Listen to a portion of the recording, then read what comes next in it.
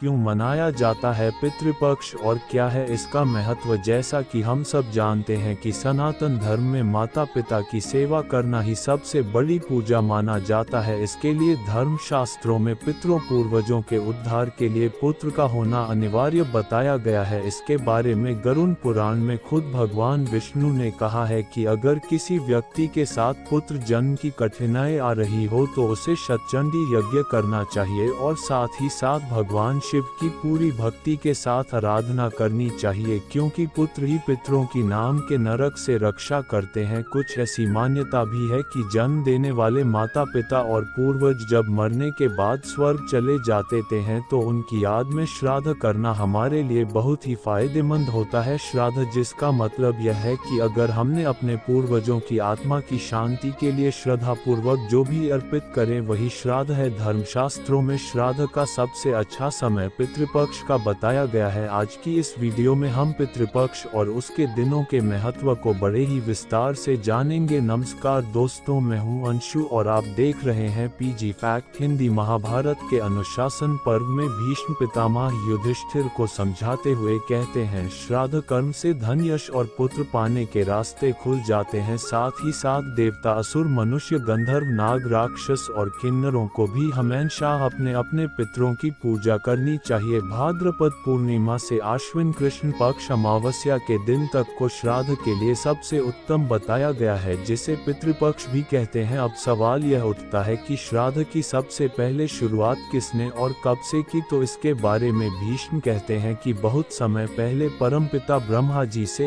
एक बहुत ही प्रतापी महर्षि अत्रि उत्पन्न हुए। उनके ही वंश में भगवान दत्तात्रेय का जन्म हुआ, फिर उनके पुत्र नीली और फिर नीली के पुत्र श्रीमान हुए। श्रीमान बहुत बड़े तपस्वी थे, उन्होंने कई सालों तक कठिन तपस्या करके अपने प्राण त्याग दिए थे। इस पर इनके पिता में बहुत दुखी हुए और उन्होंने अपने धर्म के अनुसार अपने पुत्र का सारा क्रियाकर्म किया। इसके बाद पितृपक्ष की चतुर्दशी तिथि मतलब 14वें दिन श्राद्ध में देने लायक सारे सामान को इकट्ठा करके बहुत ही सवेरे उठ गए। साथ ही साथ अपने पुत्र के मनपसंद फल और अन्य को भी इकट्ठा किया। इसके बाद उसी अमावस के दिन 7 ब्राह्मणों को बुलाकर उन्हें दक्षिण दिशा की तरफ एक कुशा के आसन पर बैठाकर अपने पुत्र के नाम पर दान किया और फिर भोजन कराया। ये सब खत्म होने के बाद महर्षि नीली को अपने आप में बड़ा पछतावा होने लगा और वह सोचने लगे कि वेदों में श्राद्ध देना पुत्र के लिए लिखा है, लेकिन मैंने बिना किसी से पूछे एक पिता होकर अपने ही पुत्र का श्राद्ध कर दिया। ये तो मैंने बहुत ही गलत किया, कहीं इसका परिणाम कुछ गलत तो नहीं हो जाएगा। ये तो ऐसा हुआ कि जिसे आज तक किसी ने नहीं किया और मैंने कर डाला। ये सब सोचते हुए महर्षि निमि ने अपने तपोबल से अपने पूर्वज महर्षि अत्रि का ध्यान किया और थोड़ी देर में अत्रि प्रकट हो गए और उन्होंने निमि के मन में चल रहे इस पछतावे का हल बताते हुए कहा कि बेटा, तुमने जो श्राद्ध अपने पुत्र के लिए किया है इससे, क्योंकि इस श्राद्ध का नियम खुद ब्रह्मा जी के द्वारा ही बनाया गया है और उन्हीं के बनाए नियम के अनुसार तुमने श्राद्ध किया है। जैसा कि नियम है कि श्राद्ध के लिए जल लाते समय भगवान वरुण को याद करना चाहिए और फिर अग्नि और सोम को याद करना चाहिए। परमपिता ब्रह्मा ने कुछ देवता भी उत्पन्न किए हैं जो पितरों के नाम से ही जाने जाते हैं, जिन्हें उत्पन्न भी कहते हैं, और साथ में इन्हीं का भाग निश्चित किया गया है। जो 3 की पूजा श्रद्धा के साथ करता है उसके पूर्वजों का नरक से उद्धार हो जाता है। और इस तरह महर्षि निमि को मछली अत्रि ने श्राद्ध के बारे में विस्तार से बताया और फिर अपने लोक को वापस लौट गए। तो इस तरह सबसे पहले महर्षि ने श्राद्ध करने का नियम शुरू किया और फिर धीरे धीरे सभी ऋषियों ने अपने पूर्वजों के लिए श्राद्ध करना शुरू कर दिया और इस तरह परंपरा सी बन गई, जिसमें ब्राह्मण क्षत्रिय वैश्य और शूद्र ये चारों वर्ण के लोग भी श्राद्ध में देवताओं और अपने पितरों को अन्य देने लगे। कहा जाता है कि श्राद्ध में सबसे पहला भाग अग्नि को दिया जाता है। इसके बारे में पितामह भी बताते हैं कि एक बार जब बहुत सारे अन्न देवता और पितरों को पहुंचने लगे तो वह दोनों इतने सारे अन्न को पचा नहीं पा रहे थे और इससे दुखी होकर वे लोग ब्रह्मा जी की सभा में पहुंचे, जहां पर इत्तेफाक से अग्निदेव भी मौजूद थे। देवताओं पितरों की ऐसी समस्या को सुनकर अग्निदेव बोले, हे देव और पितरों, आज के बाद से हम लोग साथ में भोजन किया करेंगे और सबसे पहला भाग मैं खाया करूंगा। अग्निदेव की यह बातें सुनकर सभी बहुत खुश हुए और तभी से श्राद्ध का पहला भाग अग्नि देव को ही चढ़ाया जाता है। पितामह भीष्म श्राद्ध के दिनों के महत्व को बताते हुए कहते हैं कि जो व्यक्ति कृष्ण पक्ष की प्रतिपदा यानी कि श्राद्ध के पहले दिन पितरों की पूजा करेगा उसे बहुत ही सुंदर पत्नी मिलेगी। दूसरे दिन श्राद्ध करने से घर में पुत्री के जन्म होने की पूरी संभावना बन जाती है। तीसरे दिन के श्राद्ध से घोड़े मिलते हैं। चौथे दिन के श्राद्ध से बहुत छोटे छोटे पशु घर में आते हैं। पांचवें दिन श्राद्ध करने वाले व्यक्ति के घर पुत्रों के जन्म की पूरी उम्मीद बन जाती है। छठे दिन वाले श्राद्ध से व्यक्ति की सुंदरता बहुत बढ़ जाती है। सातवें दिन श्राद्ध करने से उसके घर की खेती बहुत अच्छी चलती है। आठवें दिन के श्राद्ध से व्यापार में बहुत फायदा मिलता है। नौवें दिन के श्राद्ध से अगर घर में घोड़ा खच्चर पाला गया हो तो उनका स्वास्थ्य बहुत अच्छा रहता है। 10वें दिन की श्राद्ध से घर में पाली गई गायों को बहुत सुख मिलता है। 11वें दिन के श्राद्ध से बर्तन और कपड़ों का फायदा होता है। 22वें दिन के श्राद्ध से घर में हमेशा सोने चांदी और धन का बहुत बड़ा फायदा होता है। 13वें दिन श्राद्ध करने से व्यक्ति अपने समाज में बहुत सम्मान पाता है। लेकिन 14वें दिन श्राद्ध करने वाले के घर अकाल मृत्यु का संकट बन जाता है। इसीलिए इस दिन को छोड़कर आखिरी दिन यानी कि अमावस्या के दिन श्राद्ध करने से श्राद्ध करने वाले की सारी इच्छाएं पूरी हो जाती है। तो ये थी जानकारियां पितृपक्ष और उसके दिनों के महत्व की। इसके अलावा एक और मान्यता भी है कि श्राद्ध में निकाले गए भोजन या प्रसाद को सबसे पहले कोई को ही खिलाना चाहिए, नहीं तो श्राद्ध करने का फल नहीं मिलता। लेकिन आखिर ऐसा क्यों है, क्या है इसके पीछे का कारण, तो इसके बारे में भी एक कथा सुनने को मिलती है जो हम आपको बताने जा रहे हैं। आनंद रामायण के अनुसार एक बार इंद्र का पुत्र जयंत कौवा का रूप बनाकर माता सीता के पास गया और उनके पैर के अंगूठे को अपनी तीखी चोंच से बार बार नोचने की कोशिश कर रहा था, जिससे माता सीता के उस अंगूठे से हल्के खून की धारा निकलने लगी। अचानक श्री राम की नजर उस पर पड़ी। ये देखकर श्री राम को बहुत गुस्सा आया और उन्होंने तुरंत ही एक सिक्का निकाल लिया और उसे इस तरह मंत्र पढ़कर उस कौवा पर छोड़ा, जिससे वह कौवा यानी कि जयंत घबरा कर वहाँ से भागा। लेकिन उसे सिक्के से छुटकारा नहीं मिला। जहाँ जहाँ जाता वह सिक्का उसके पीछे पीछे जाता। जब किसी भी तरह जयंत को सिक्के से छुटकारा नहीं मिला तो उसने बचाव के लिए श्री राम की शरण ली। इस पर श्री राम ने उसी सिक्के से उसकी एक आंख फोड़ दी और उसे जीवन दान दिया। तभी से ऐसा कहा जाता है कि कौवा अपनी एक आंख से ही देखते हैं। काफी समय बीत जाने के बाद श्री राम अपने दरबारियों के साथ राजसभा में बैठे थे। उस राजसभा से थोड़ी दूर पर एक अंगूर की बेल थी, जिसकी डाल पर कौवा बैठा हुआ था। वह कौवा बार बार राम की तरफ देखकर कांव कांव कर रहा था। जब श्री राम ने कौवा की इस हरकत को देखा तो उनके मन में उसके लिए दया आ गई और उन्होंने उसे अपने पास बुलाया। इतने में वो उड़कर श्री राम के पास आकर बैठ गया और जोर जोर से बोलने लगा। कौवा के पास आते ही श्री राम ने उससे कहा है, कौवा तू केवल एक आंख से ही देख सकता है, तो इसके बदले अगर तू कोई वरदान मांगे तो मैं क्या दे सकता हूँ। इस पर कौवे ने श्री राम से कहा है, प्रभु मेरे ऊपर बस आपका आशीर्वाद बना रहे, बाकी इसके अलावा मैं और कुछ नहीं चाहता। तो कौवे के विनम्र भाव से श्री राम बहुत खुश हुए और बोले, मेरे वरदान से आज के बाद से इस संसार की सारी भूत भविष्य और वर्तमान की बातों को तुम जानते रहोगे। गृह प्रवेश के समय अगर तुम किसी व्यक्ति के दाईं तरफ से निकल जाओगे तो उसे शुभ शगुन माना जाएगा। जब किसी मृतक के लिए पिंड दान किया जाएगा उस समय अगर पिंड को तुमने स्पर्श नहीं किया तब तक उस मृतक को सत्य गति नहीं मिल सकती। इसके अलावा जब तुम श्राद्ध में बने भोजन को अपने से स्पर्श नहीं करोगे तब तक को श्राद्ध कर्म को पूरा नहीं माना जाएगा। ऐसा वरदान पाने के बाद वह कौवा बहुत खुश हुआ और वहां से उड़ गया। तो इसीलिए श्री राम के आशीर्वाद से कौवा को श्राद्ध का भोजन खिलाना बहुत जरूरी माना गया है, नहीं तो श्राद्ध कार्य अधूरा माना जाता है। आज की वीडियो आपको कैसी लगी कमेंट में जरूर बताइएगा और ऐसी रोचक कथाओं को जानने के लिए आज ही सब्सक्राइब करें। पीजी फैक्ट हिंदी हमारा एक व्लॉग का चैनल है, कृपया उसे भी सब्सक्राइब करें और सपोर्ट करें। उसका लिंक डिस्क्रिप्शन में दे दिया है। नमस्कार दोस्तों।